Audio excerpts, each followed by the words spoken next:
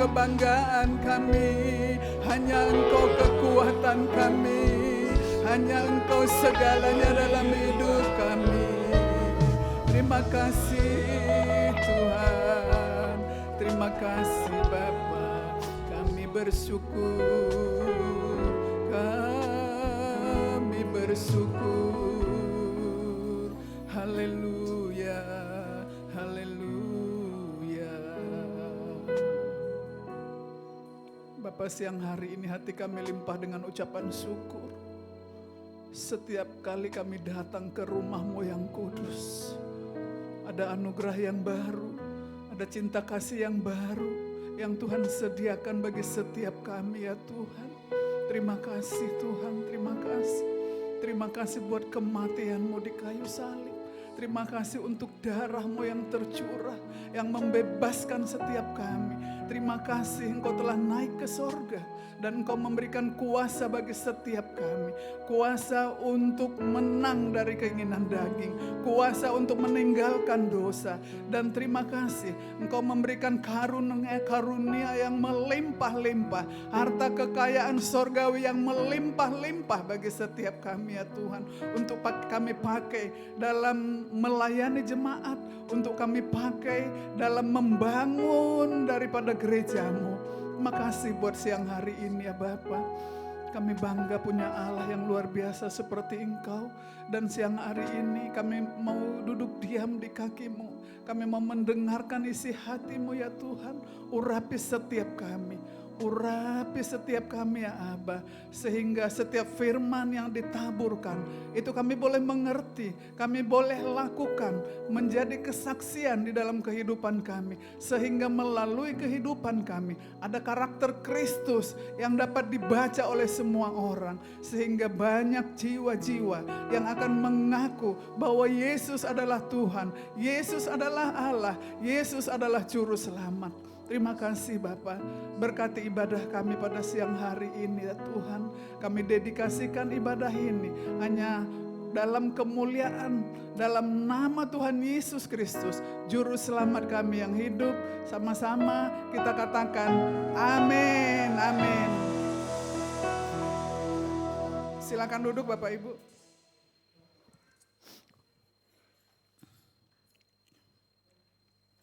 Salam buat kita semuanya. Hari ini kita memperingati, ya kita ibadah memperingati kuasa kemenangan daripada Tuhan kita Yesus Kristus. 2000 tahun lalu dia naik ke sorga. Dia menggenapi janjinya dan membuktikan bahwa dia bukan manusia biasa. Dia tidak tunduk kepada hukum alam, karena alam semesta ini semuanya adalah ciptaannya Bapak Ibu. Sehingga hukum alam yang harusnya gravitasi bumi itu, benda itu turun ke bawah, itu tidak tunduk kepadanya. Bahkan alam itu yang tunduk kepada Yesus kita, menyatakan bahwa dia adalah Allah yang hidup. Kita bersyukur untuk itu.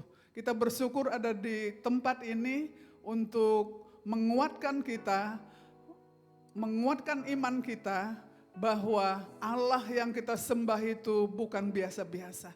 Dia membuktikan mulai dari kelahirannya, lalu kemudian dia melayani di tengah-tengah dunia ini sampai dengan umur 33 tahun.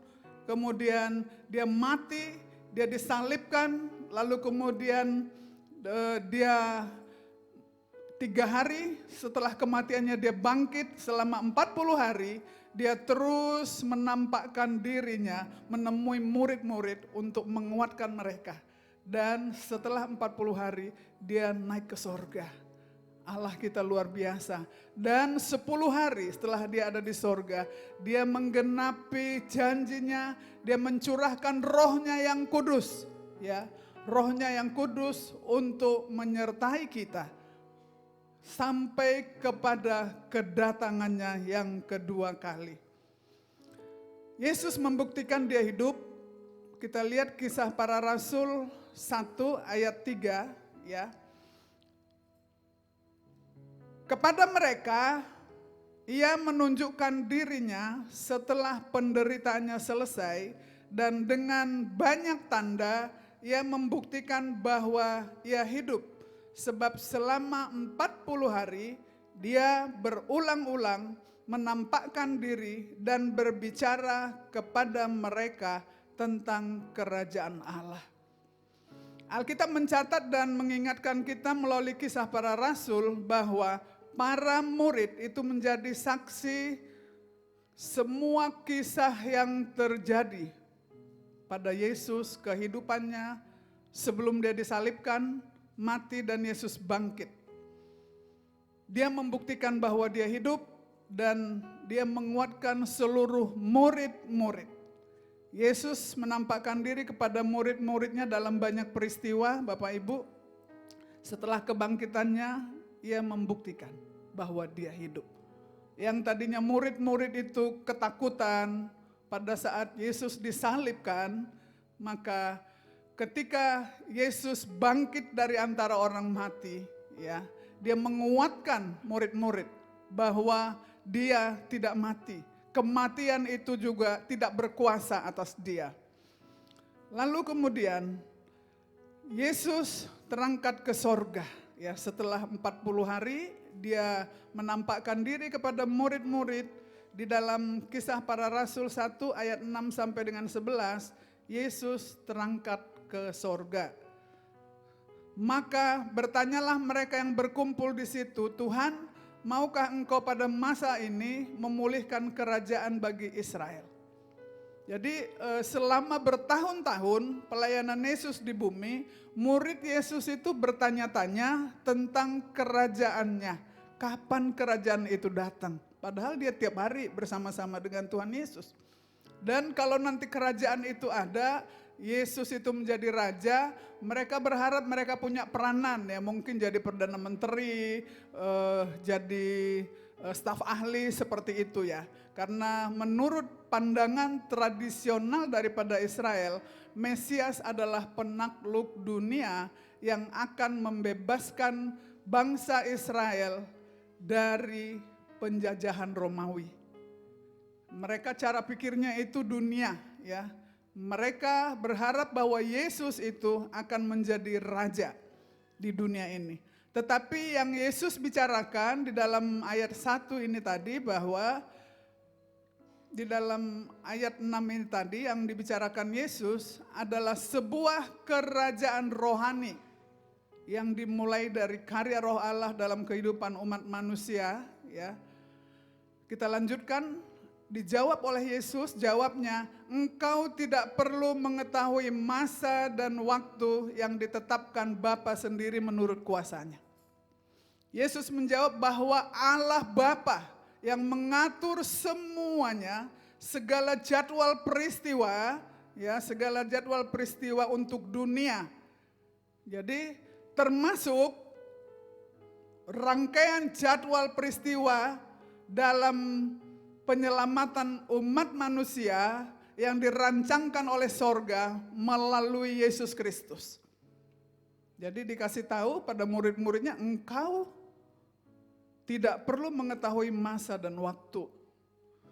Tetapi kamu akan menerima kuasa kalau Roh Kudus turun atas kamu, dan kamu akan menjadi saksiku di Yerusalem dan di seluruh Yudea dan Samaria dan sampai ke ujung bumi. Kuasa yang diterima oleh orang percaya dari Roh Kudus itu meliputi kuasa untuk kemampuan mengalahkan keinginan daging, ya, kuasa untuk meninggalkan dosa. Tanpa Roh Kudus kita nggak mampu.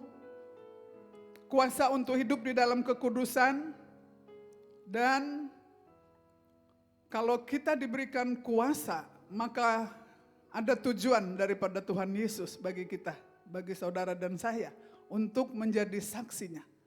Kalau dia sudah memberikan kuasa kita untuk meninggalkan dosa, maka dia akan mencurahkan karunia-karunia pelayanan yang kita bisa pakai untuk melakukan rencananya menuntaskan amanat agung melalui kehidupan kita. Keberanian kita untuk menyampaikan Injil keselamatan itu akan muncul, dan apa yang kita sampaikan itu punya kuasa. Sesudah ia mengatakan demikian, ya, sesudah dia mengatakan bahwa kamu akan menerima kuasa kalau Roh Kudus turun atas kamu, terangkatlah ia disaksikan oleh mereka, disaksikan oleh murid-murid. Bapak Ibu, ini adalah chapel, tempat di mana Tuhan Yesus naik ke sorga.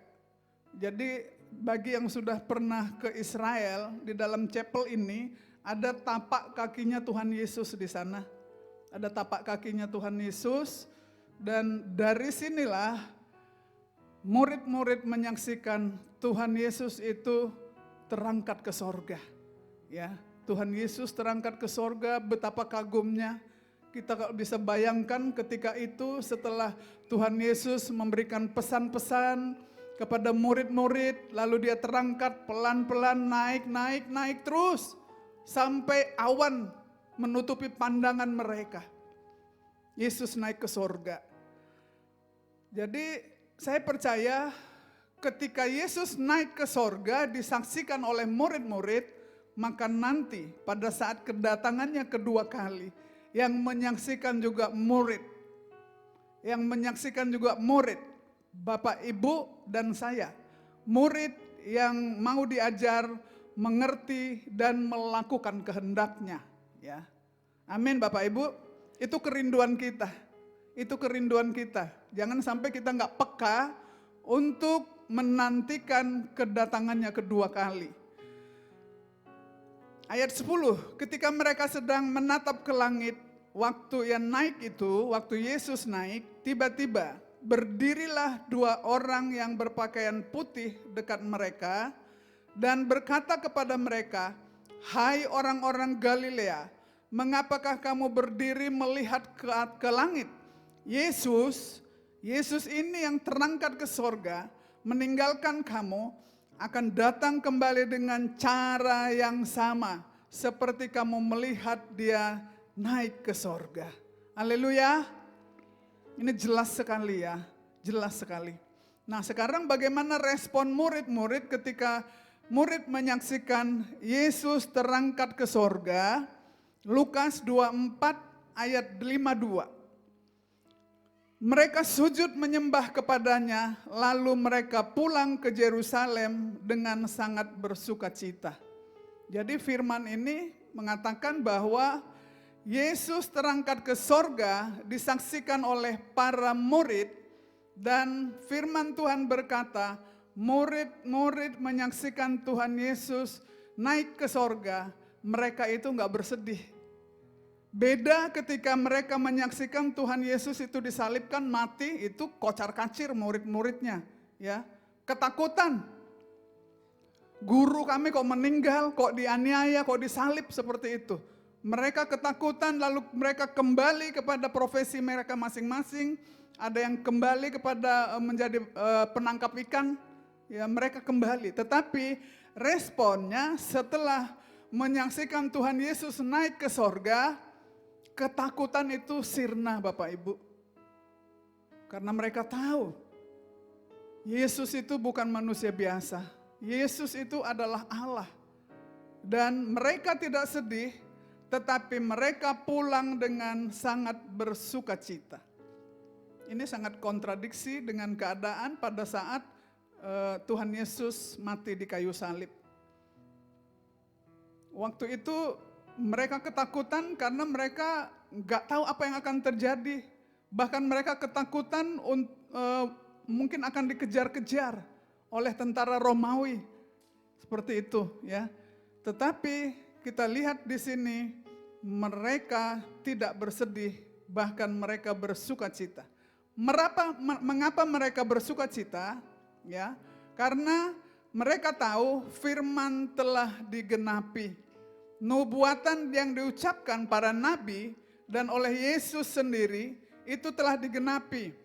Yesus yang kita sembah itu adalah Tuhan. Bukan hanya Tuhan yang mengucapkan kata-kata omong kosong yang enggak digenapi.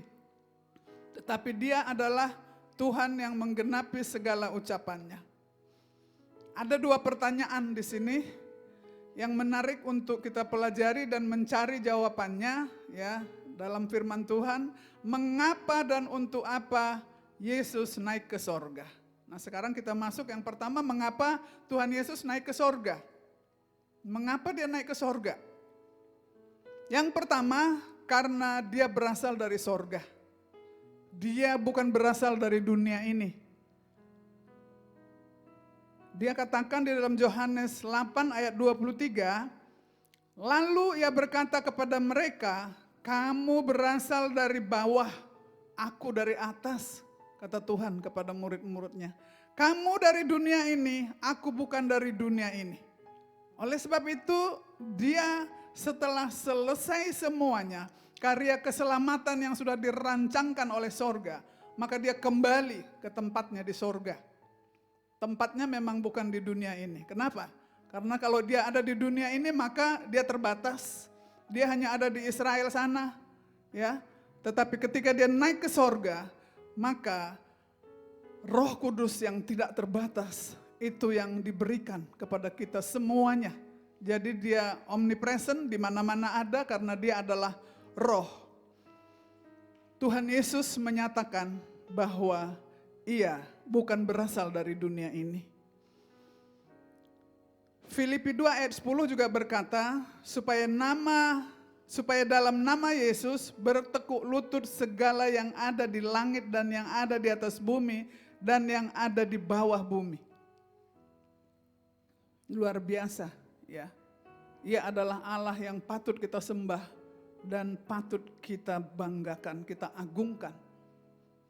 Karena Tuhan Yesus berasal dari sorga, patutlah setiap lutut itu bertelut dan setiap mulut mengaku bahwa dia adalah Allah, dia adalah juru selamat.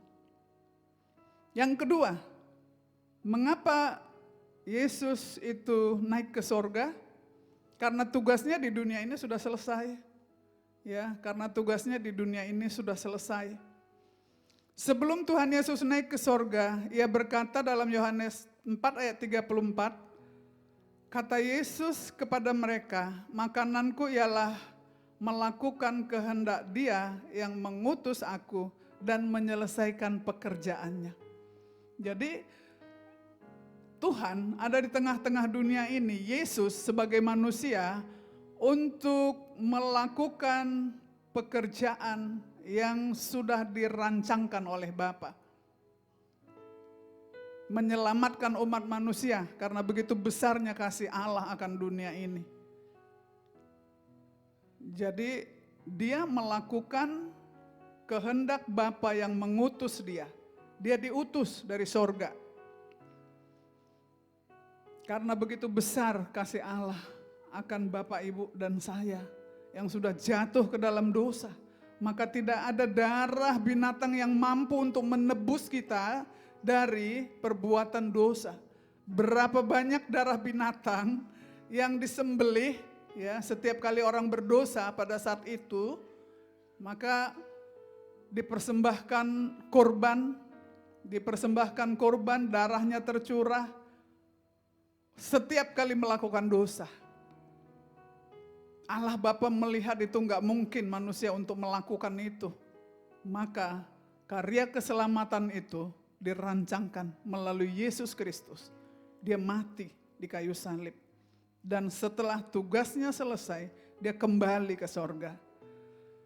Berikutnya untuk apa Yesus naik ke sorga? Tadi kita sudah tahu mengapa dia naik ke sorga, karena dia bukan berasal dari dunia ini, dia berasal dari sorga. Yang kedua karena tugasnya sudah selesai, karya keselamatan itu sudah selesai. Dan untuk apa dia naik ke sorga? Karena kasihnya yang begitu besar, maka untuk menggenapi semua nubuatan. Menggenapi nubuatan. Yohanes 7 ayat 33 sampai 34 dikatakan, sebelum dia naik ke sorga, ya, ini luar biasa Yesus kita.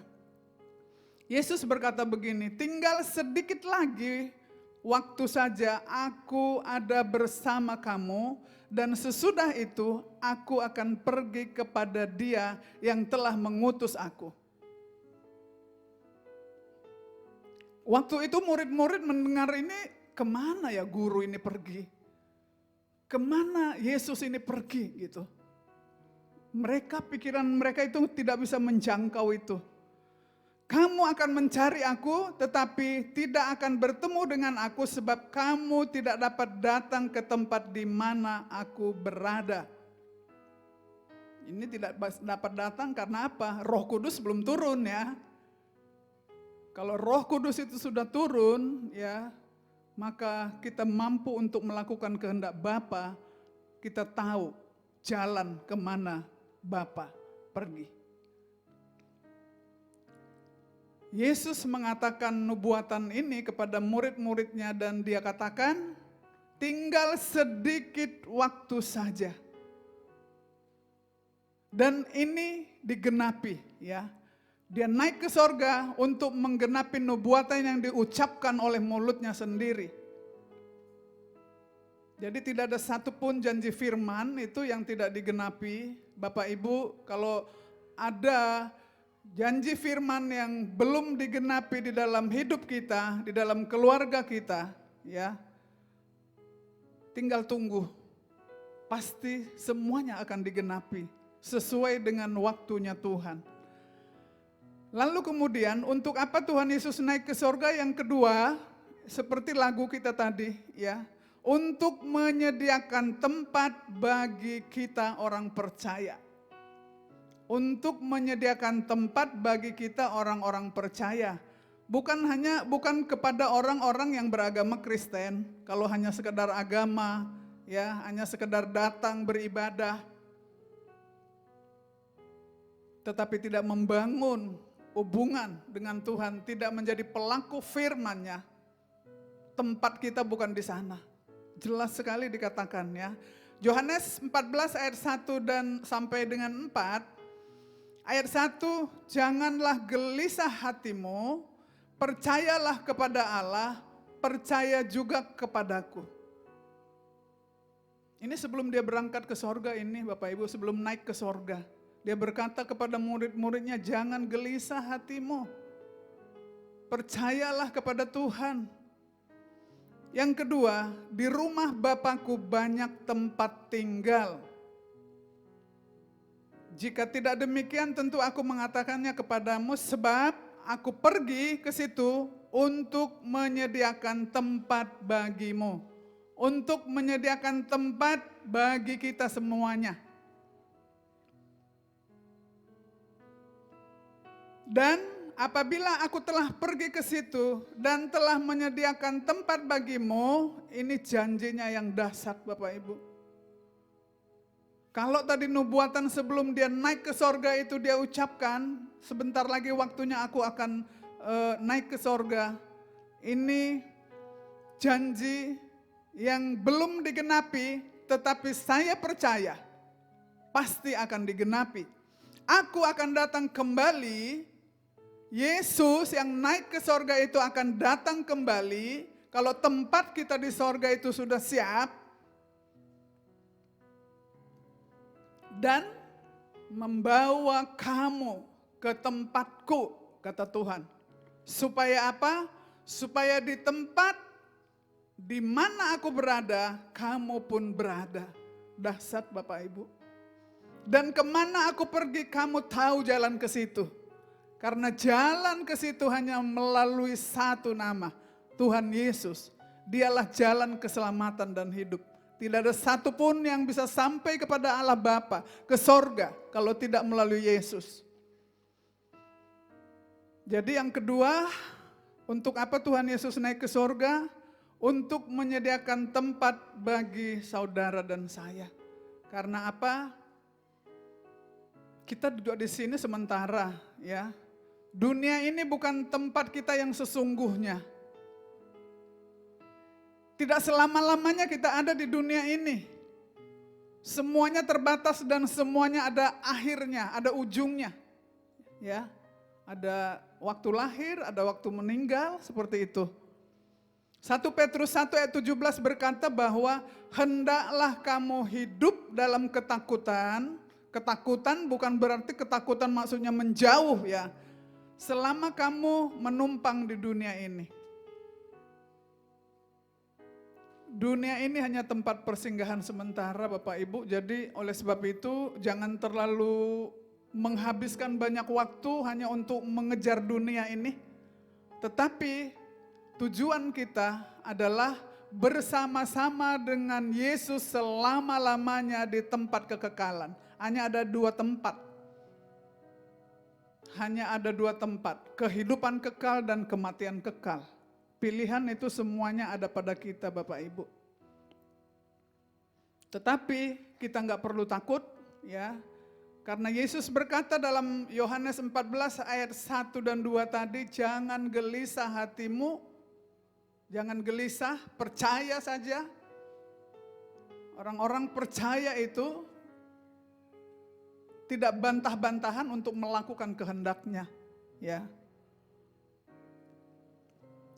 Tuhan katakan, aku akan datang kembali dan membawa kamu ke tempat aku, supaya di mana aku berada, kamu pun berada.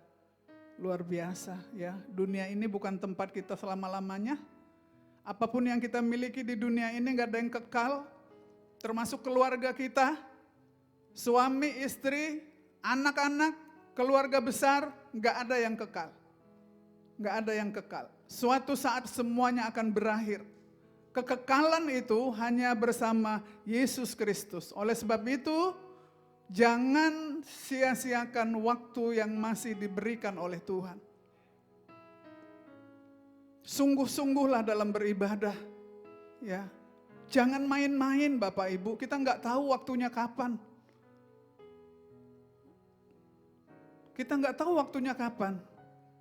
Waktu Yesus datang itu bisa saja dia datang pada saat kedatangannya kedua kali, ya menyambut kita di awan-awan permai, kita yang hidup terlebih dahulu, kita yang mati di dalam Tuhan itu terlebih dahulu dibangkitkan dalam tubuh kemuliaan, lalu menyongsong Tuhan di awan-awan, lalu kemudian kita yang hidup juga diubahkan di dalam tubuh kemuliaan, menyongsong Tuhan di awan-awan.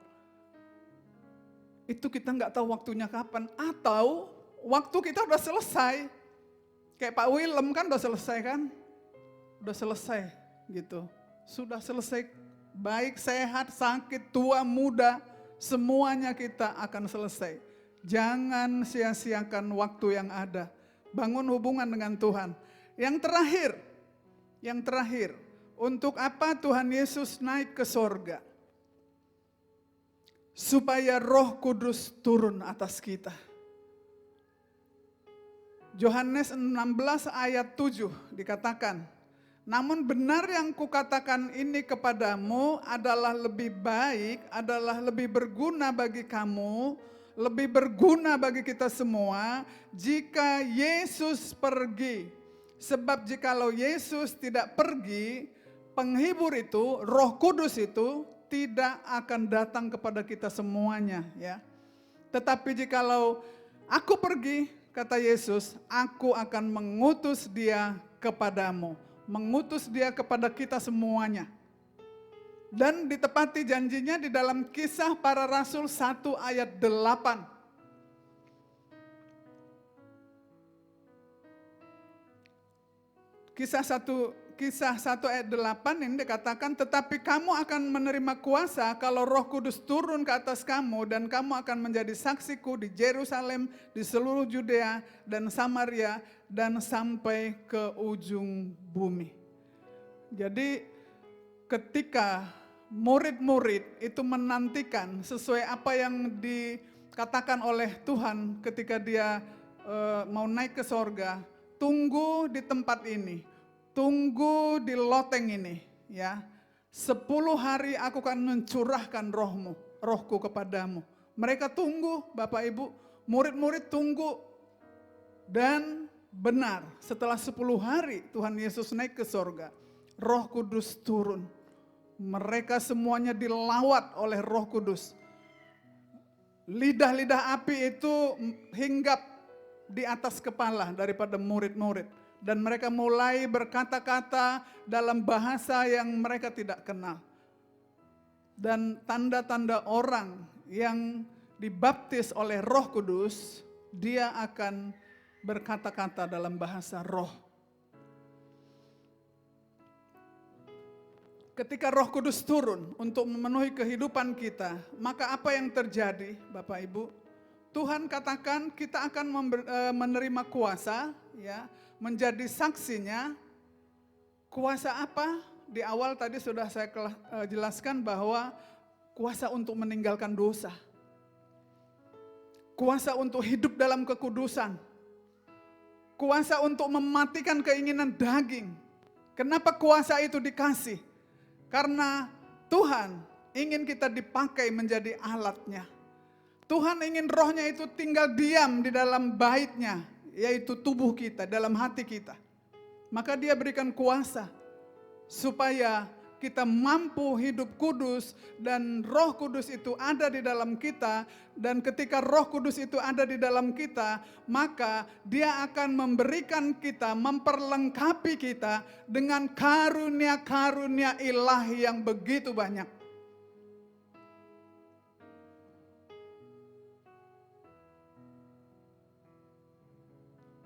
Apa karunia-karunia? Ya. Ada 5 karunia jawatan di dalam Efesus 4 ayat 11 sampai 14. Di sana dikatakan ada 5 jawatan: rasul, nabi, penginjil, gembala, pengajar. 7 karunia pelayanan, ya, bernubuat, melayani, mengajar, menasehati, membagi-bagikan sesuatu, memimpin dan menunjukkan kemurahan. Di dalam Roma 12 ayat 6 sampai dengan 7 dan 9 karunia roh. Berkata-kata dengan hikmat, berkata-kata dengan pengetahuan. Pengetahuan ini pengetahuan akan firman Tuhan, ya. Karunia iman, karunia menyembuhkan, karunia mengadakan mujizat, karunia bernubuat, karunia membedakan bermacam roh, karunia berkata-kata dengan berbahasa roh, karunia menafsirkan bahasa roh. Tidak ada satupun di antara kita yang tidak memiliki karunia.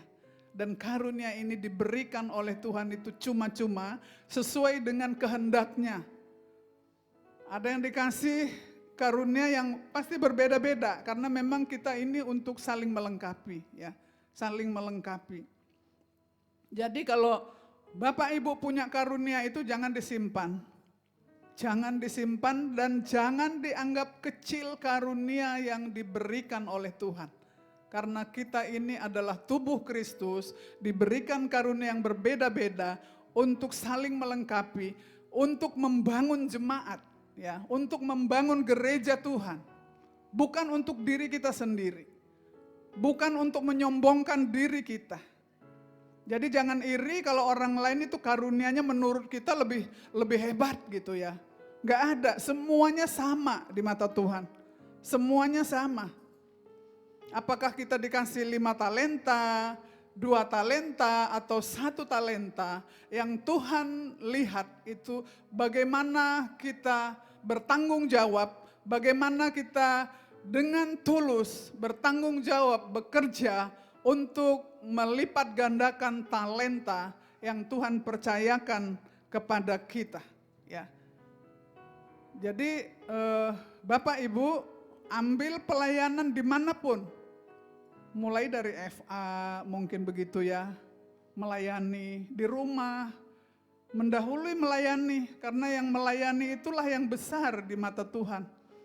Siapa yang terbesar dia adalah yang melayani, bukan yang dilayani. Dan melayani itu dengan karunia yang sudah Tuhan berikan kepada kita dengan cuma-cuma. Terakhir, untuk apa semua itu diberikan oleh Tuhan?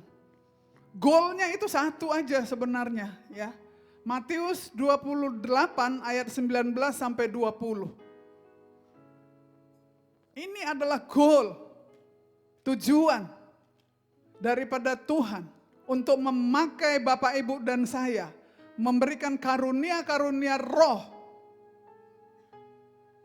Karena itu untuk pergi ya. Jadikanlah semua bangsa muridku dan baptislah mereka dalam nama Bapa dan Anak dan Roh Kudus.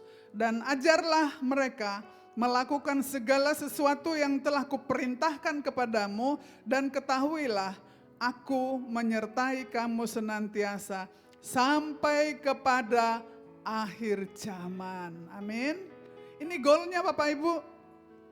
Jadi apapun karunia yang diberikan kepada kita, Tuhan mau kita itu menjadikan semua bangsa murid. Mulai dari lingkungan terkecil, lingkungan keluarga, lingkungan pekerjaan, tempat usaha, dimanapun kita berada. Ya, tugas kita itu untuk menjadikan semua bangsa menjadi murid Tuhan.